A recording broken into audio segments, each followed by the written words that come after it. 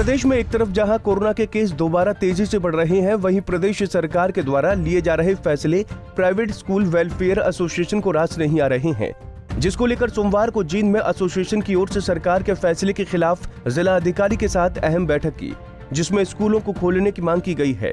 बता दें कि जिले में बढ़ते कोरोना केसों और बच्चों के भविष्य के लिए 30% तक एक बार फिर स्कूलों को बंद किया है, जिसके खिलाफ अब प्राइवेट स्कूल एसोसिएशन ने सरकार के इस फैसले के खिलाफ मोर्चा खोला है और कहा कि जींद में प्राइवेट स्कूल खुले हैं और वो इस मसले पर शिक्षा मंत्री से बातचीत करेंगे।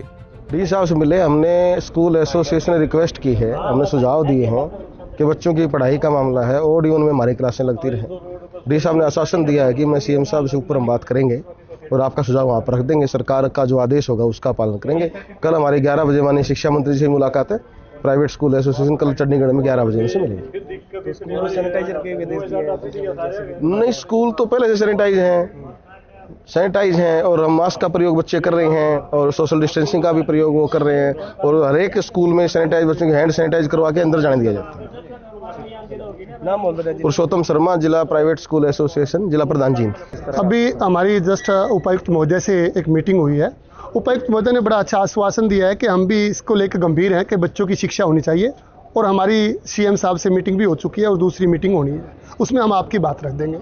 बड़े अच्छे स्वभाव से उन्होंने बात की, तो उन्होंने कहा कि हम आपकी बात रखेंगे और हमने भी सुझाव दिए और उन्होंने सुझाव भी माने हैं। हमने सुझाव दिया है कि इवन और ओड नंबर में क्लासेस लगाते हैं, उन्होंने सुझाव हमारा बड़ा अच्छा लगा और कल वो सरकार जो है सभी शायद उपायुक्तों की सीएम साहब के साथ मीटिंग और उसमें वो सुझाव रख देंगे।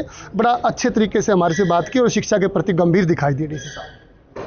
आश्वासन मिला? उन्होंने कहा कि हम अपने सरकार से बात करेंगे और हम भी बच्चों के प्रति, शिक्षा के प्रति गंभीर हैं और कनेक्टिविटी बच्चों के साथ बनी रहनी चाहिए। उन टीचर्स को जो है कम से कम अच्छा लगे कि हम स्कूल में आ रहे हैं, रेगुलर आ रहे हैं, तो इसमें कोई दो राय नहीं। हरियाणा में लगभग 10,000 प्राइवेट स्कूल हैं और अगर मैं अपने ज़िला जींद की बात करूँ तो 450 प्राइवेट स्कूल हैं और 450 प्राइवेट स्कूलों में अगर एवरेज हम जो है 30 से 40 की भी हमारे स्टाफ के अध्यापक, अध्यापिकाओं, ड्राइवर, कनेक्टर की भी आप अंदाज़ा लगाएं तो ये लगभग 10,000 का आंकड़ा हमारे अध्यापक, अध्यापिका और कर्मचारी साथियों का जींद का बनता है। अब 10,000 परिवार तो वो सीधे तौर पर हमारे से जुड़े हुए हैं और स्कूल संचालक और प्रिंसिपल्स या कहने का मतलब है कि डायरेक्ट रूप से हमारे साथ जीविका जुड़ी हुई है, जिसमें सरकार ने कोरोना के दौरान इस लॉकडाउन के दौरान किसी भी प्रकार की प्राइवेट जो टीचर्स हैं उनकी किसी प्रकार की हेल्प जो है सरकार ने नहीं की। अब दोबारा से लॉकडाउन लगाना, अब एक साल जैसे तैसे संस्थाओं ने लोन इत्यादि लेकर अपने टीचर्स को मनाकर उनके साथ तालमेल बनाकर हमने ये सेशन निकाल दिया था।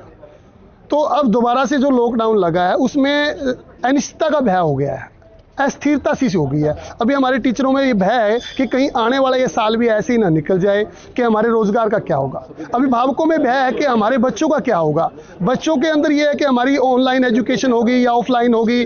आने वाली 10वीं और 12वीं के जो परीक्षा है उसमें भी आज बच्चे पूछ रहे थे कि सर हमारी जो परीक्षा है वो ऑनलाइन होगी, ऑफलाइन होगी। मतलब एक असमंज की स्थिति बन गई है, अस्थिरता की स्थिति बन गई है और असमंज और अस्थिरता की स्थिति चाहे परिवार हो, चाहे समाज हो, देश के लिए खतरनाक होती है। ये आज की स्थिति बहुत खतरनाक है, इसलिए इस सबके लिए जिम्मेदार जो है हरियाणा सरकार है। हरियाणा सरकार को इस पर पुनः विचार करना चाहिए और इस आदेश को वापस ले लेना चाहिए। वहीं शिक्षा विभाग अधिकारी सदानंद वत्स ने कहा कि सरकार ने सभी स्कूलों को बंद करने के आदेश दिए हैं।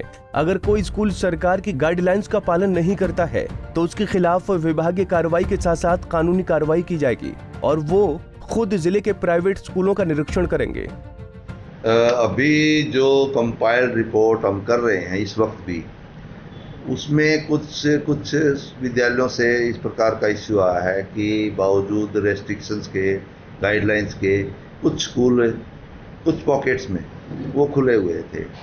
तो इसका मैं दोबारा कल फिर विजिट करके, और हमने पहले सुबह भी और आपके थ्रू भी मीडिया के माध्यम से ये बता दिया था कि जो भी गाइडलाइंस हैं विद्यालय सरकार की वो विद्यालयों के लिए बाउंड हैं, उसके लिए बाइंडिंग हैं और उसके ऊपर अमल करें।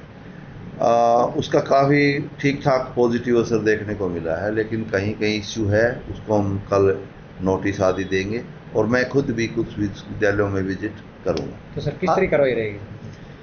पहले नोटिस देंगे, देखते हैं उसका जवाब अगर सकारात्मक है कि इस प्रकार की कार्रवाई आगे अमल में नहीं लाई जाएगी तो उसके अकॉर्डिंगली वो जवाब के ऊपर डिपेंड करेगा कि वो किस प्रकार का जवाब। जनरली बहुत सहयोगात्मक रवैया प्राइवेट स्कूल एसोसिएशन का रहा है हमारे कार्यालय की तरफ तो विशेष तौर पे। तो अभी ये कुछ है, हम पुनः उनको आग्रह भी कर रहे हैं और चेतावनी भी दे रहे हैं कि इस प्रकार की पुनरावृत्ति वो विद्यालय के कल ना करें क्योंकि ये स्टेट इशू है और यहाँ जिन जिले में सरकार द्वारा दी गई हिदायतों की अनुपालना के लिए सख्ती से कदम उठाने के बारे में पत्र सुबह लिख दिया था माननीय बीओज को और उसका असर भी दिखा है।